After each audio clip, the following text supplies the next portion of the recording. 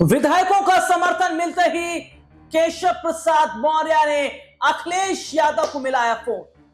क्या केशव प्रसाद मौर्य और अखिलेश यादव के बीच कोई बड़ी डील होने वाली है? क्या केशव प्रसाद मौर्य अखिलेश यादव के साथ हाथ मिलाने जा रहे हैं? और आखिरकार क्यों वो घड़ी अब आ गई है जिसका इंतजार केशव तो कर रहे थे लेकिन बीजेपी नहीं कर रही थी? वो घड़ी है बगावत की। तो जिस तरीके से स्वामी प्रसाद मौर्य, जी हां, ये नाम आपने सुना होगा। बीजेपी में एक वक्त में बड़े चेहरे थे स्वामी प्रसाद मौर्य, लेकिन लालच की वजह से वे समाजवादी पार्टी की तरफ चले गए। तो जो स्वामी प्रसाद मौर्य बीजेपी का बड़ा चेहरा था, वो लालच की वजह से, पार्टी आलाकमान की से नाराजगी की वजह से समाजवादी पार्टी की तरफ गया। तो क्या अब ऐसे में केशव प्रसाद मौर्य भी वही करने जा रहे हैं? क्योंकि केशव प्रसाद मौर्य सीएम कुर्सी अब छोड़ना नहीं चाहते और 2027 में तो यूपी विधानसभा चुनाव है भी। तो ऐसे में योगी आदित्यनाथ के लिए चुनौतियां यहां पर बन रही हैं।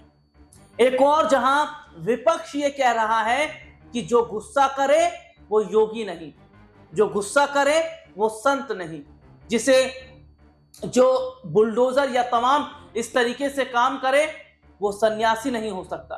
और अगर योगी सही मायने में बनना है, संत बनना है, तो राजनीति छोड़ दीजिए, अखिलेश कह रहे हैं। दूसरी तरफ देखा जा रहा है बीजेपी के विधायकों ने मोर्चा खोल रखा अखिलेश योगी आदित्यनाथ के खिलाफ। तो दूसरी तरफ देखिए केशव प्रसाद मौर्य, बहुत पहले से सपना केशव का था सीएम बनने का, लेकिन बीजेपी बार बार टाल रही थी।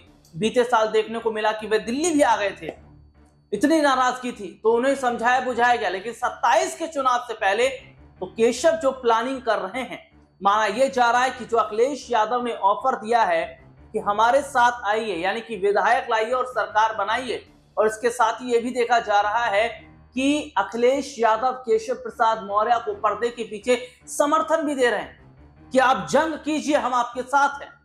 तो यह देखा जा रहा है कि क्या अगर बीजेपी में बात नहीं बन पाती है या नहीं बन रही है, तो केशव अब अखिलेश यादव के साथ हाथ मिलाएंगे।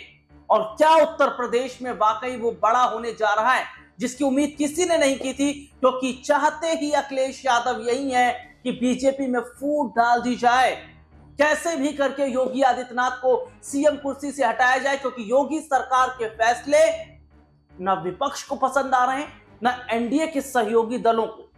जिस तरीके से मुसलमानों को लेकर फैसला अखिलेश माफ कीजिए योगी आदित्यनाथ करा, होली पर आप देख लीजिए किस तरीके से संभल और पूरी जगह पुलिस फोर्स को तैनात कर दिया गया। इसके अलावा देखिए सड़क पर नमाज ना पढ़ना, छत पर नमाज ना पढ़ना, ऐसे त्योहार नहीं मनाना, वैसे नहीं मनाना, ये जो फैसले लिए जा रहे हैं इससे एनडीए के सहयोगी दल नाराज है और अखिलेश तो नाराज है। तो ऐसे में माना जा रहा है कि जहां एनडीए के सहयोगी दल योगी आदित्यनाथ से छुटकारा पाने की कोशिश कर रहे हैं, वे सपा की तरफ जा रहे हैं, क्योंकि उनको भी अपना वोट बैंक बचाना है।